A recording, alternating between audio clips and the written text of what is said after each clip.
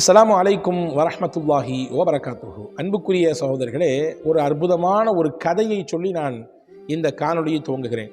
ஒரு ஆச்சரியமான, அதே நேரத்தில் நம் எல்லோருக்கும் ஒரு தன்னம்பிக்கையை தரக்கூடிய, இறைவனின் மீது கூடுதல் அன்பையும் பிரியத்தையும் உள்ளார்ந்த ஈடுபாட்டையும், அவனை வணங்க வேண்டும், அவனை நினைக்க வேண்டும், அவனின் பக்கம் நாம் நெருங்க வேண்டும் என்பது மீது உண்டான ஒரு அக்கறையையும் தரக்கூடிய ஒரு அதி அற்புதமான ஒரு நிகழ்ச்சி. கதை என்று சொல்வதை விட அது ஒரு வரலாற்று செய்தி, நடந்த செய்தி, நபிமார்களுடைய வாழ்க்கையில் நடந்த சரிதை.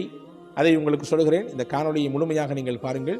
இந்த காணொளியின் இறுதியிலே இந்த கதையின் மூலமாக நமக்கு என்ன மாறல், அதையும் நம்ம படிக்க போகிறோம். இன்ஷா அல்லாஹ் நீங்கள் முழுமையாக பார்த்து நீங்களும் நானும் இதன் மூலமாக பயனடைய வேண்டும். அல்லாஹ் தௌஃபீக் செய்வானாக. மூசா அலைஹிஸ்ஸலாமுடைய காலத்தில் கடுமையான வறுமை, பஞ்சம், கடுமையான ஏழ்மை, மழை இல்லாமல் உயிரினங்கள்லாம் செத்து போகிற நிலைமைக்கு வந்து போச்சு. ஆமாங்க, மழை கிடைக்காட்டி என்ன ஆகும்? எம்பிட்டு தான் நம்ம வெளியிலிருந்து செயற்கையாக உருவாக்கினாலும் இயற்கையாக மழை தேவையே. செயற்கையாக எவ்வளவு உபகரணங்களை வைத்து நாம் நம்முடைய நீராதாரங்களை வலுப்படுத்தி கொண்டாலும் இயற்கையாக இறைவனுடைய புறத்திலிருந்து கிடைக்கக்கூடிய மழை கிடைத்தாக வேண்டும். இல்லைன்னா பெரிய கஷ்டம், பெரிய பஞ்சப்பாடு ஏற்பட்டு போயிடும், உணவு பஞ்சம் ஏற்பட்டு போயிடும், உயிரிழப்புகள் ஏற்பட்டு போயிடும், வறுமையும் பட்டினியும் கோரதாண்ட வாழக்கூடிய சூழல் ஏற்பட்டு போயிடும். அப்படியான ஒரு நெருக்கடியான நிலைமை. இப்போ மூசா அலைஹிஸ்ஸலாம் என்ன செஞ்சாங்க? அப்படி ஒரு சூழல் இருக்கிறதுனால எல்லா மக்களையும் ஒன்று சேர்த்து ஒரு மைதானத்துக்கு கொண்டு வந்து அல்லாட்ட சலாத்துல் இஸ்திஸ்கா, மழை தேடி தொழக்கூடிய தொழுகை தொழுது அல்லாட்ட பாவ மன்னிப்பு கேட்டு, யா அல்லாஹ் எங்களுக்கு மழையை கொடு ரப்பே, நாங்கள் செஞ்ச பாவத்தினால தான் நீ மழையை தடுத்து வச்சிருக்க போல தெரியுது, எனவே நீ மழையை கொடுத்துரு, கஷ்டமாக இருக்குது, ரொம்ப வறுமையாக இருக்குது, ரொம்ப பெரிய இழப்பு ஏற்பட்டு போயிடும், மழையை கொடுன்னு அல்லாட்ட கேட்டாங்க.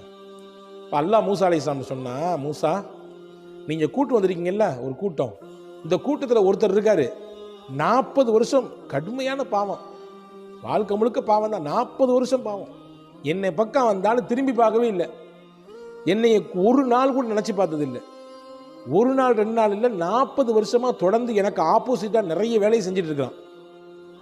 அந்த ஒருத்தர் அந்த கூட்டத்தில் இருக்கான்றதுனால தான் நான் மழை கொடுக்காம இருக்கேன்.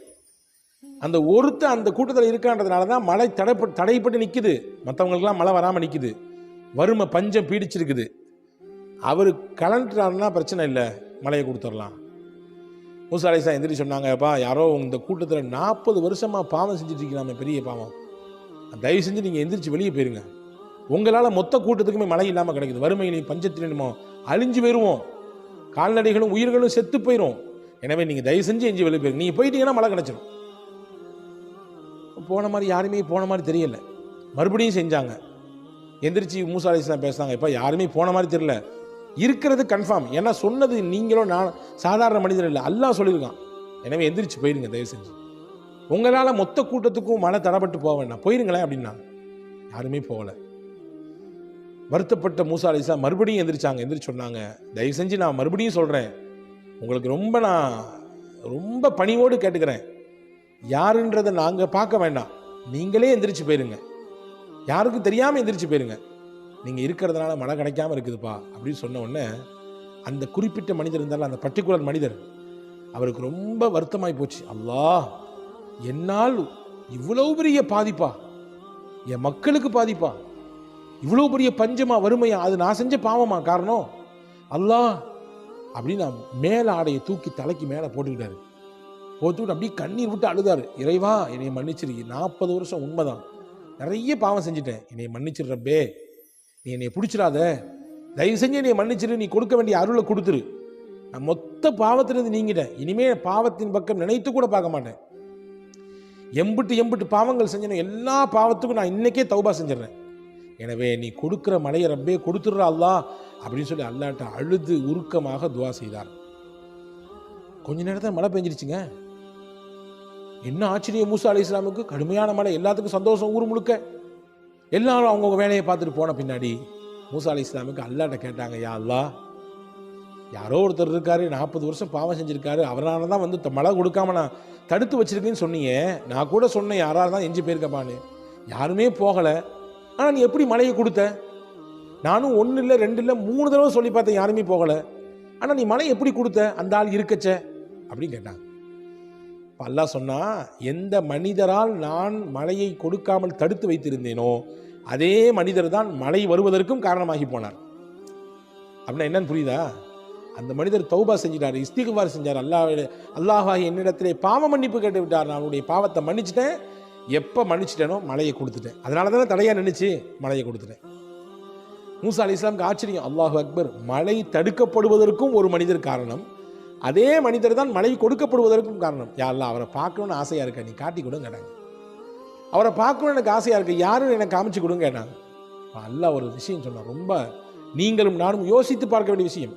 நம்முடைய வாழ்நாளில் ஒவ்வொரு நிமிடமும் அல்லாஹ்வுடைய அருளை நாம் சுவைத்து கொண்டிருக்கிறோம், சுவாசித்து கொண்டிருக்கிறோம். அல்லாஹ் நம்ம மேலே எவ்வளவு பாசம் உள்ளவன், எவ்வளவு கருணையாளன், எவ்வளவு அன்பை பொழியக்கூடியவன், நமக்கு தான் அது புரியுறதில்லை. அல்லாஹ் அந்த புரிதலோடு தான் நம்ம இடத்தில் நடந்து கொண்டிருக்கிறான். மூசா அலைஹிஸ்ஸலாம் சொன்னாங்க, மூசா அலைஹிஸ்ஸலாம்ட்ட அல்லாஹ் சொன்னா, ஏப்பா மூசா நபியே, 40 வருஷம் எனக்கு பாவம் செஞ்சு கொண்டிருக்கும் பொழுதே என்னுடைய இறை தூதராக இருக்கக்கூடிய உங்களை கூப்பிட்டு இன்னார பார்த்துக்குங்க, இவர் இம்புட்டு பாவம் செய்கிறாருன்னு நான் சொல்லி காமிச்சு கொடுக்கவே இல்லை. பாவம் செஞ்சு கொடுக்கும் பொழுதே, செஞ்சுக்கிட்டு இருக்கும் பொழுதே நான் உங்கள்ட்ட காமிச்சு கொடுக்கல. இப்போ தௌபா செஞ்சு பாவ மன்னிப்பு கேட்டு என்னுடைய நல்லடியார்கள் கூட்டத்தை அவர் சேர்ந்துட்டாரு, இப்போ எப்படி நான் காமிச்சு கொடுப்பேன் அப்படின்னு கேட்டாங்க. பாவியாக இருக்கும் பொழுதே அடையாளப்படுத்தாத நான் இப்பொழுது பாவ மன்னிப்பை பெற்று நல்லடியார்களிலே கூட்டத்திலே சேர்ந்ததற்கு பிறகு நான் எப்படி அவரை நான் உங்களுக்கு அடையாளப்படுத்தி காமிக்க முடியும்? எப்படி நான் அவரை உங்களுக்கு காமிச்சு கொடுப்பேன் என்று கேட்டார்கள். கேட்டான் அல்லாஹ் என்று ஹஸரத் மூசா அலைஹிஸ்ஸலாம் சொன்னார். அன்பான சகோதரர்களே, இந்த நிகழ்ச்சி எவ்வளோ பெரிய ஒரு பாடத்தை தருகிறது. பாவ மன்னிப்பு அவ்வளோ மகத்தானது. ஒவ்வொரு நாளும் அல்லாஹ்விடத்திலே நாம் பாவ மன்னிப்பு கேட்க வேண்டும். எனவே தான் முஹம்மது ரசூலுல்லாஹி ஸல்லல்லாஹு அலைஹி வஸல்லம் 70 தடவை, சில அறிவிப்புகளிலே 100 தடவை நான் அல்லாஹ்விடத்திலே பாவ மன்னிப்பு கேட்கிறேன் என்று வந்து சொல்லியிருக்கிறார்கள். பாவ மன்னிப்பினால் 3 பலன் கிடைக்கும். நீங்கள் குறித்து வச்சுங்க, கண்டிப்பாக குறித்து வச்சுங்க. அல்லாஹ்ட்ட இஸ்திக்பார் செய்கிறதுனால 3 கிடைக்கும். இது நான் சொல்லலை, குர்ஆன் சொல்லுது.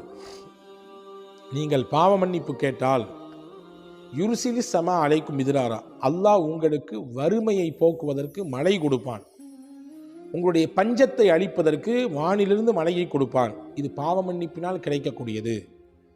2வது சொல்கிறாங்க, முக்கியமான நம்ம எல்லாத்துக்கும் தேவை, ஒயுந்திதுக்கும் அம்வால், உங்களுடைய பொருளாதாரத்திலே வளத்தை கொடுப்பான், உயரத்தை கொடுப்பான், நல்ல முன்னேற்றத்தை தருவான். நீங்கள் எந்த அளவுக்கு அல்லாஹ்ட்ட இஸ்திக்பார் செய்றீங்களோ அந்த அளவுக்கு உங்களுக்கு காசு கிடைக்கும். அதாவது பொருளாதாரத்திலே பரக்கத் கிடைக்கும், பொருளாதாரத்திலே வளர்ச்சி கிடைக்கும், பொருளாதாரத்திலே முன்னேற்றம் கிடைக்கும். உங்களுடைய வியாபாரத்தை, உங்களுடைய தொழிலிலே நல்ல வளர்ச்சியை நீங்கள் பார்ப்பீர்கள். பாவ மன்னிப்பை செய்ய செய்ய செய்ய செய்ய.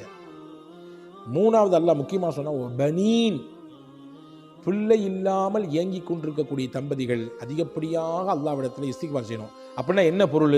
நீங்கள் செஞ்சுருக்கக்கூடிய பாவத்தினால தான் உங்களுக்கு பிள்ளை தராமல் அல்லாஹ் இருக்கிறானா, அப்படி புரிஞ்சிடக்கூடாது. இஸ்திக்பாரின் மூலமாக கிடைக்கக்கூடிய 3வது முக்கிய பலன், பிள்ளை இல்லாதவர்களுக்கு அல்லாஹ் பிள்ளை செல்வங்களை, வாரிசுகளை கொடுப்பதற்கு ஒரு காரணியாக அல்லாஹ் இஸ்திக்பாரை வச்சிருக்கான். எனவே யார் ஒருவர் அதிகப்படியாக அல்லாஹ்விடத்திலே பாவ மன்னிப்பை கேட்பாரோ, அல்லாஹ்விடத்தில் இஸ்திக்பார் செய்வாரோ, அல்லாஹ் அவருக்கு வாரிசு இல்லை என்றால் வாரிசை தருவதற்கும் போதுமானவன். இது 3 விஷயத்தை அல்லாஹ் தருவான் இஸ்திக்பார் வழியாக என்று அல் குர்ஆனிலே அல்லாஹ் சொல்கிறான். எனவே அன்பான சகோதரர், பாவ மன்னிப்பு இஸ்திக்பார் அல்லாஹ்ட்ட டெய்லி கேட்கணும். எப்போவாவது ஒருக்க ரமதானில் 2வது பகுதி அதோட முடிஞ்சு போச்சு அப்படின்னு நினச்சிக்காதீங்க. ஒவ்வொரு நாளும் கேட்க வேண்டும். இந்த காணொளியின் கடைசி நேரம் வந்துவிட்டது. நான் ஒரே ஒரு இஸ்திக்பாரை சொல்கிறேன். வாழ்நாளில் நிச்சயம் மனநமிட்டு ஓத வேண்டிய, ஒவ்வொரு நாளும் ஓத வேண்டிய இஸ்திக்பார். ரசூலுல்லாஹ் சொன்னாங்க, யார் நான் சொல்லித்தரக்கூடிய இந்த இஸ்திக்பாரை காலையில் ஓதி அன்றைய மாலைக்குள் மரணத்தை தழுவுகிறாரோ அவர் சொர்க்கத்திற்கு செல்வார். யார் ஒருவர் மாலையிலே நம்பிக்கையோடு ஓதி மறுநாள் காலைக்குள்ளே வஃபாத்தாகிறாரோ அவர் சொர்க்கத்திற்கு செல்வார். மவுத்துங்கிறது 2 நேரத்தில் ஏதாவது ஒரு நேரம், ஒன்று பகலில் வரும் அல்லது மவுத் நைட்டு வரும். 24 மணி நேரம் தான் வரப்போது, அவ்வளோதானங்க. அந்த 24 மணி நேரத்திலே பகலும் இருக்கிறது, ராத்திரியும் இருக்கிறது. அப்போ காலையில் ஓதிவிட்டால், பகலில் மரணம் வந்தால், அதை நம்பிக்கையோடு ஓதும் பட்சத்திலே நிச்சயம் நம் சொர்க்கத்திற்கு தகுதியானதாக மாறுவோம். மாலை ஓதிவிட்டால் நம்பிக்கையோடு, மறுநாள் காலை விடுவதற்குள் நமக்கு மரணம் என்று இருக்குமே ஆனால் நிச்சயமாக அதன் மூலமாக சொர்க்கத்திற்கு நான் செல்வோம். அதுதான் சய்யிதுல் இஸ்திக்பார். முஹம்மது ரசூலுல்லாஹி ஸல்லல்லாஹு அலைஹி வஸல்லம் கற்றுத்தந்த ஹதீஸ் புகாரி ஷரீஃபிலே பதிவாக இருக்கிறது. ரசூலுல்லாஹி சொன்னார்கள், இந்த ஹதீதை, இந்த இஸ்திக்பாரை கட்டாயம் மனனமிடுங்கள். இதிலே நான் ஸ்க்ரீனிலே கொடுக்குறோம், இன்ஷா அல்லாஹ் டிஸ்கிரிப்ஷனும் தருகிறோம். கட்டாயம் மனனமிட்டு ஓதுங்கள். இஸ்திக்பார்லேயே சிறந்த இஸ்திக்பார், ரசூலுல்லாஹ்வால் ஸ்லாகித்து சொல்லப்பட்ட இஸ்திக்பார், அல்லாஹும்ம அன்த ரப்பி லா இலாஹ இல்லா அன்த ஹலக்தனி وأنا عبدك وأنا على عهدك ووعدك ما استطعت اللهم إني أعوذ بك من شر ما صنعت أبوء لك بنعمتك علي وأبوء لك بذنبي فاغفر لي فإنه لا يغفر الذنوب إلا أنت. அஜரத் கொஞ்சம் மூச்சு விட்டுங்க அப்படின்றீங்களா? இவ்வளவு பெருசாக இருந்தால் எப்படி அப்படின்னு கேட்குற மாதிரி தெரியுது. பெரிய பலனை கொடுக்கல்லவா? இதை ஓதுவதன் வழியாக, நம்பிக்கையோடு இதை ஓதுவதன் வழியாக சொர்க்கமே கிடைக்கிறது அல்லவா? அந்த சொர்க்கத்தை பார்க்கும்போது இது சின்னது, ரொம்ப குட்டி. இது பெருசுலாம் கிடையாதுங்க. சொர்க்கத்தை கவனிச்சு சொர்க்கத்தோட கம்பேர் பண்ணும்போது இது ரொம்ப ரொம்ப கடுகை விட சின்னது இல்லையா? எனவே அன்பான சகோதரர்களே, இதை மனநமிடுங்கள், மனநமிட்டு ஓதி வாருங்கள். மிகச்சிறந்த பொருளையும் மிகச்சிறந்த பாக்கியங்களையும் மிகச்சிறந்த பலன்களையும் உள்ளடக்கக்கூடிய இந்த இஸ்திக்ஃபார் நிச்சயம் ஒவ்வொரு நாளும் 2 தடவையாவது ஓத வேண்டும். காலை ஒரு தடவை, மாலை ஒரு தடவை நிச்சயம் ஓதுங்கள். அதற்கு மேலே அதிகமாக ஓதினாலும் ஒன்றும் தப்பு கிடையாது. வல்ல அல்லாஹ் இஸ்திக்ஃபார் வழியாக கிடைக்கக்கூடிய 3 மிகச்சிறந்த பலன்களையும் அல்லாஹ் தந்து அவனுடைய மன்னிப்பையும் அவனுடைய கருணையும் குறிப்பாக அவனுடைய திரு பொருத்தத்தையும் உங்களுக்கும் எனக்கும் எல்லா மக்களுக்கும் அல்லாஹ் தந்தல் புரிவானா.